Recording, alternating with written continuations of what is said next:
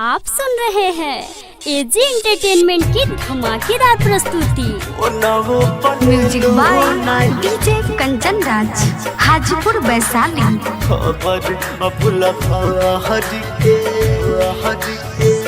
ससुरा में चाल गईलू सेनुरा के भार के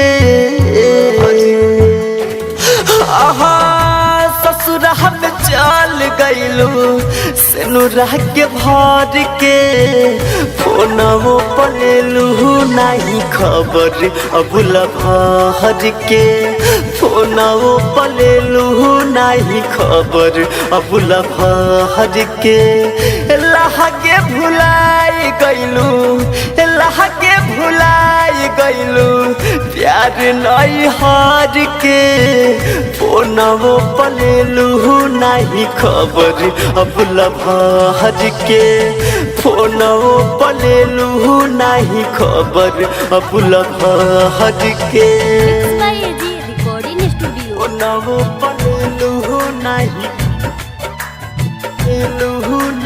खबर अबुला music by DJ Kanchan Raj, Hajipur Vaishali.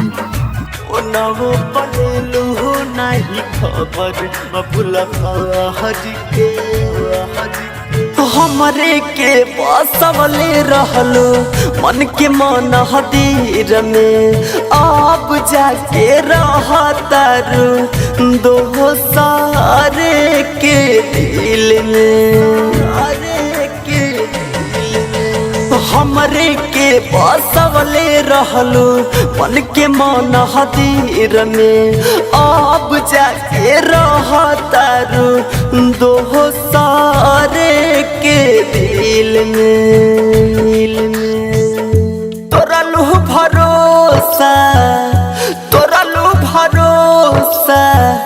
रोइले कहर के फोनवो पलेलू नहीं खबर अबुला भार के फोनवो पलेलू नहीं खबर अबुला भार के आप सुन रहे हैं एजी एंटरटेनमेंट की धमाकेदार प्रस्तुति।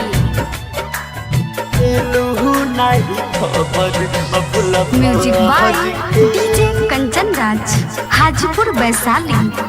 फोनवो पलेलू नहीं खबर अबुला भार के राइटर रामजीत बबुआ हमसे करत रहल है माना प्यार न करी है गोविंदई रोग बहुत पुराना राइटर रामजीत बबुआ हमसे करत रहल है माना प्यार न करी है गोविंदई रोग बहुत पुराना दिन सजो सिला भइले दिन सजो सिला भइले घाट के न घर के फोनवो पलेलू नहीं खबर अबुला भार के फोनवो पलेलू नहीं खबर अबुला भार के एजी रिकॉर्डिंग स्टूडियो, रोशनपुर सपहा।